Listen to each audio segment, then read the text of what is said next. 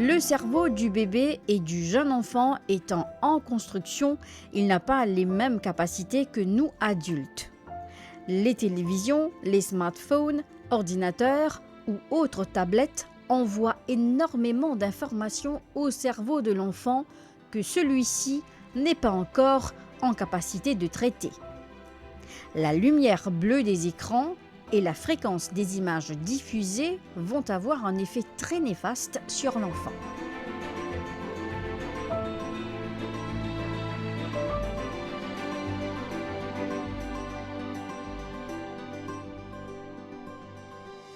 Nous servons l'écran nous-mêmes en tant qu'adultes, jeunes, vieux, nous servons l'écran beaucoup et par extension, nous les enfants de plus en plus petits mais aussi être devant l'écran pendant de plus en plus longtemps.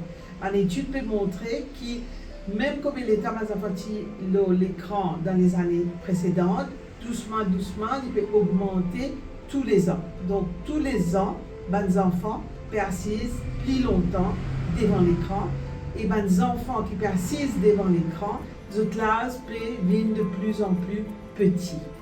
Donc, l'écran déjà c'est quoi? Qui nous peut causer quand nous peut causer l'écran? L'écran veut dire tout, veut dire portable, veut dire iPad, veut dire télévision, veut dire cinéma. Quand nous faisons texte avec l'écran, quand nous causons avec une famille à travers WhatsApp, vidéo, tout ça là c'est l'écran. Comment nous disons l'écran? Appelle ça l'écran. Parce que souvent quand nous causons avec les parents, ils n'ont pas beaucoup de télévision, ou ils ont beaucoup de portable, ou ils ont beaucoup de télévision. Non, l'écran, c'est tout.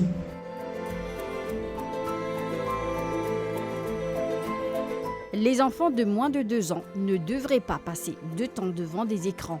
Il est également recommandé d'éteindre les écrans, télévision, téléphone, tablettes, lors des moments passés en famille. Ces recommandations sont faites parce qu'on découvre de plus en plus les effets négatifs des écrans sur les enfants. Par exemple, les jeunes enfants souvent exposés aux écrans ont plus de risques d'avoir des difficultés de langage. Les enfants sont attirés par la lumière, les sons et les couleurs des écrans. Ils réussissent facilement à manipuler les téléphones mobiles et les tablettes. Cela ne veut pas dire que c'est bon pour eux. Malgré leur nom, les applications et les vidéos dites éducatives ne les aident pas non plus à se développer.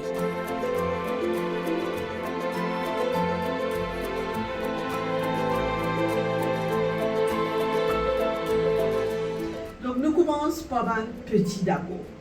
Il est intéressant qu'on ait qui WHO empêche les enfants en bas des ans devant l'écran. Les enfants en bas des ans pas supposés être devant l'écran. Et à ce moment, quand nous guettons, par exemple, on prend un petit bébé qui peut venir, même un mois, même petit, parents là peuvent venir, n'est plus venir avec un jouet, n'est plus venir avec un digraphe, n'est plus venir avec un affaire qui bouge et fait saut aux enfants.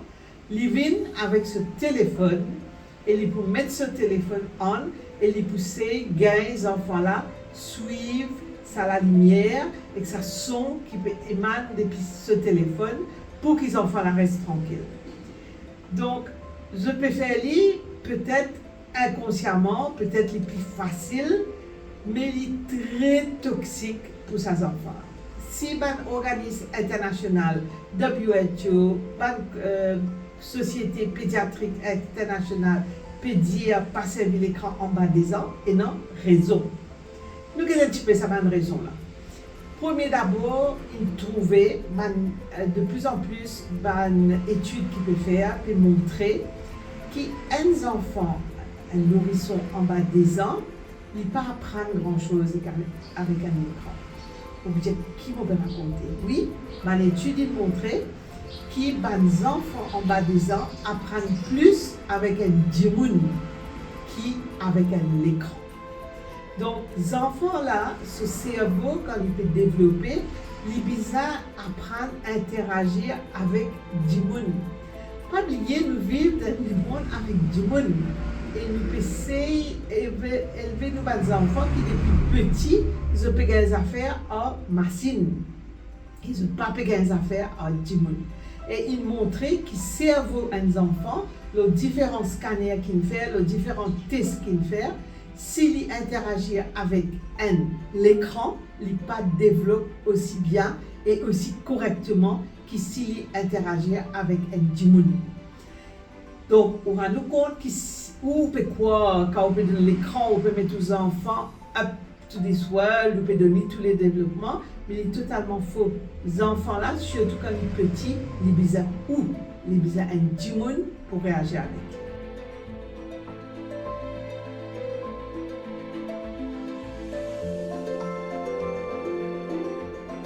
Les nouvelles directives de l'OMS sur l'activité physique, le comportement sédentaire et le sommeil des enfants de moins de 5 ans ont été élaborées par un groupe d'experts.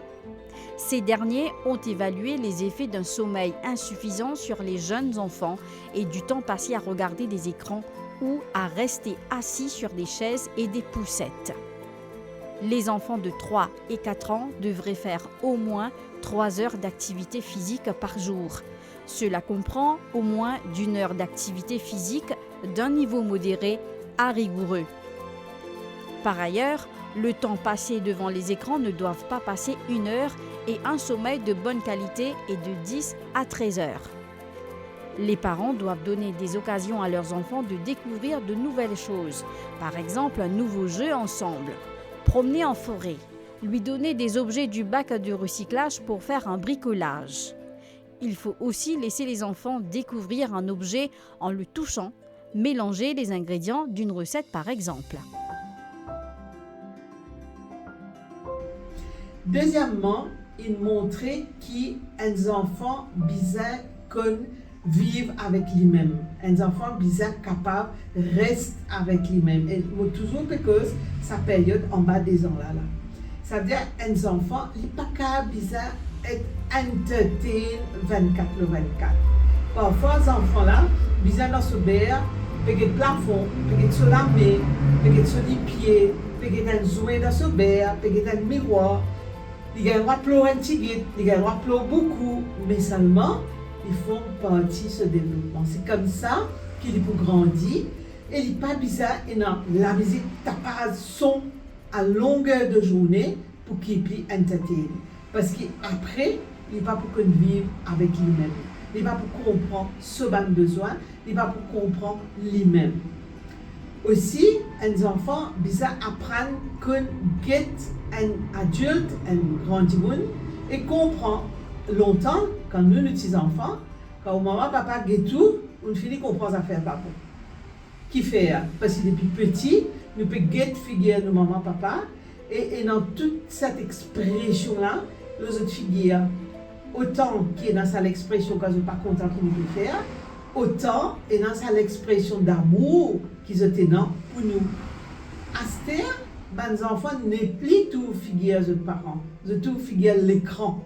Je ne peux pas me connaître, c'est pas maman, papa content d'eux, qui a été content d'eux, qui peut arriver dans ce monde-là. Et ça, il donne une fausse base pour les émotions plus tard. Parce qu'ils peuvent vivre dans un monde complètement virtuel. Quand on laisse un enfant dans l'écran comme ça, il perd aussi le sens de ce qui peut arriver autour de lui.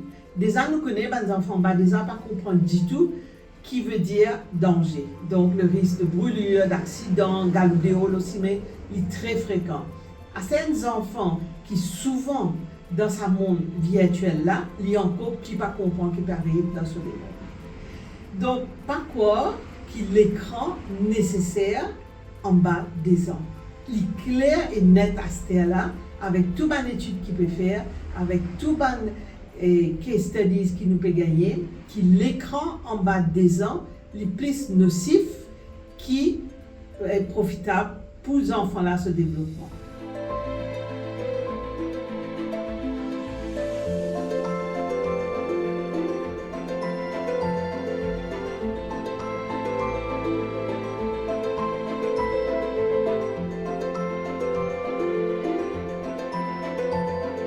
Une physio avec mamie et papy qui sont loin une fois par semaine n'aura pas d'impact négatif sur le cerveau de l'enfant. Cependant, un temps d'écran quotidien sur une application ou pour regarder des dessins animés pourra en avoir un.